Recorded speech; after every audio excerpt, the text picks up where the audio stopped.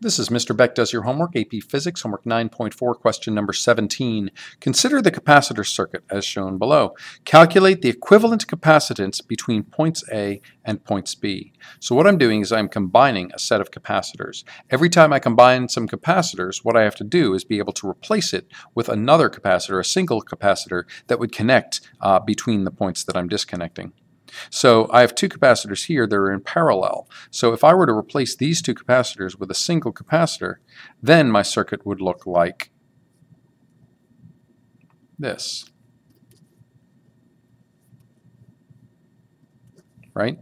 So these two capacitors could be replaced by this single capacitor connecting it here and here, or here and here. So these are in parallel, so I would have to add those in a certain way.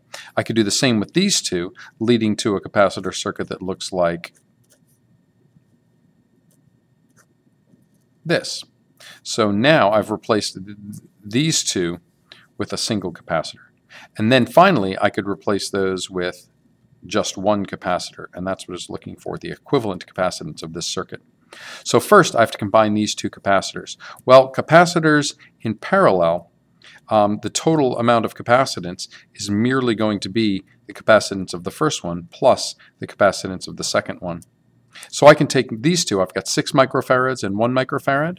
So my capacitance total in parallel is going to be 6 plus 1 equals 7 microfarads for me, for these two. Here I've got a 7 and a 4. So this one is going to be 7 plus 4 microfarads, giving me 11 microfarads for me. Okay. So this combination over here is going to be 7 microfarads. This combination over here is going to be 11 microfarads.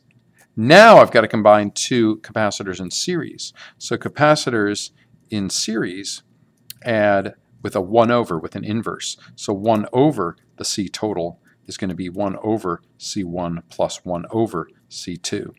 So I'm going to get 1 over my total capacitance is 1 over, my first one is now 7.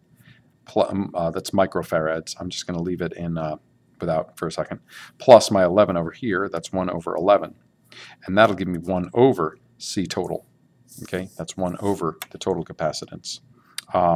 Now I'm going to get some number here that's 1 over the total capacitance. So what I have to do is take this and do 1 over that in order to get my total capacitance. So don't forget that step. The way to do it in your calculator, if you had 7 and 11, you use your 1 over x button or to the -1 button, plus your next number would be 11, and do that to the -1. Equals, and then take whatever that is to the -1 and hit equals again, and then that would bring you to your answer. So that's remembering to inverse your final answer.